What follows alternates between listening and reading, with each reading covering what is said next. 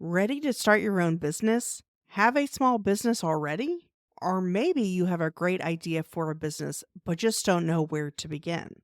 Get a practical, nuts and bolts business education in just 15 minutes. Check out the $100 MBA Show, a Best of Apple podcast winner with over 2 million downloads per month. It's where business school dropout and successful independent entrepreneur Omar Zenhom shares real world lessons on starting, growing, and scaling your own business. Like episode 2438 How Do I Increase My Rates as a Freelancer Without Losing Business? In this episode, Omar dives into the nitty-gritty of making more cash as a freelancer without losing your clients. From tweaking your pricing strategy to showing your worth, he's got some solid advice that works for all kinds of freelancers, whether you're into consulting, design, coaching, or anything else. Subscribe to the $100 MBA Show on your favorite podcast app right now. That's $100 MBA Show on your podcast app or 100mba.net. Welcome to the Frugalpreneur Podcast. I am your host, Sarah St. John. This episode is what I refer to as a showcase episode where I feature a bootstrapped entrepreneur and they briefly share their tips, tricks, tactics, techniques, and tools that help them bootstrap their business and the successes and failures along the way. My hope is that each of these showcase episodes will provide at least one valuable takeaway that you could implement right away in your own bootstrap business journey.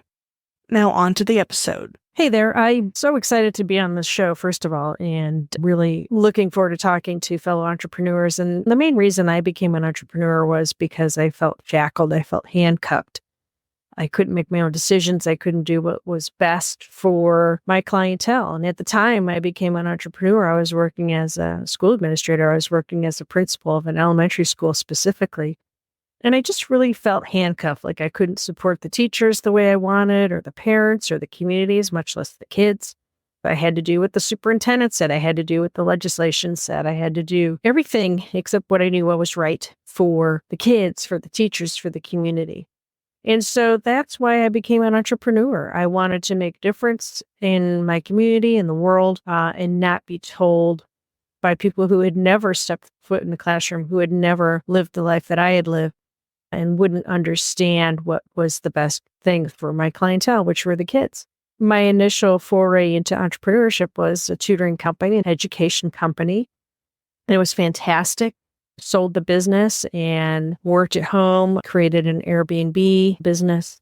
And that was fantastic, and decided to retire and move to Mexico and continued the entrepreneurship foray with eventually going into marketing and working with a few clients that needed my help with marketing. So that's what I'm doing now, and I love it. I'm really, really enjoying it, helping small businesses grow just like I had grown my own small businesses. We bootstrapped everything. I was manually going and scrape contacts off of email lists. We did a lot of networking. Get to a lot of events. I would reach out to people we were friends with friends to see if they needed all kind of help work, especially as we were growing this marketing business. And so it took, I would say, probably 4 to 6 months to get what I would consider a first client that was willing to pay what we felt we were worth. And I'm still with that client to this day, by the way. We're talking about 7 years ago when we first started this marketing foray. So we continued to bootstrap. I would go into LinkedIn and the connections there. I would go to conferences and workshops and get connected there and network there. And went on all the freelance platforms, Fiverr, Upwork, putting ourselves out there. And eventually built this great, solid network.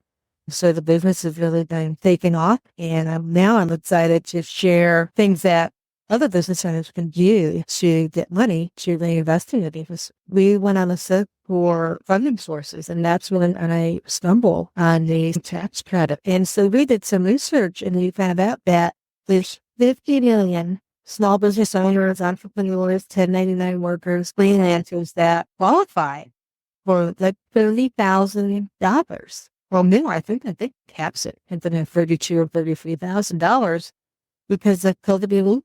And so what a great way to get money because, well, it definitely affected our business and affected our finances. And here was relief that we got, and boom, that went right back into the business. And hopefully made that investment in marketing our business and ramping up our capacity. That's been the business started for. So basically, that's my mission right now is to let people know about those self-employment tax credit funds that are available. You can apply directly through the IRS. It can take 5 to 6 months to get that.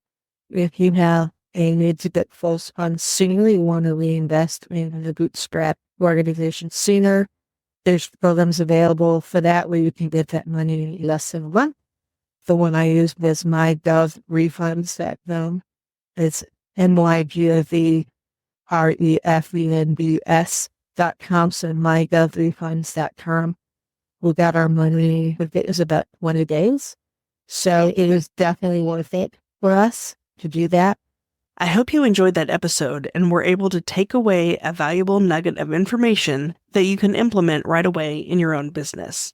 If you feel your story would be valuable for the listeners of this show, please visit frugal.show/guest. Are you a frugalpreneur looking to connect with like-minded individuals?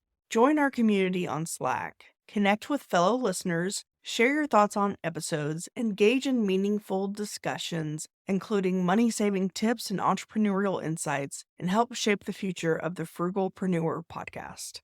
Plus, you can submit your questions in written or audio form to be featured on the show. Let's build a supportive space together. Join us now at frugal.show/Slack. See you on the inside.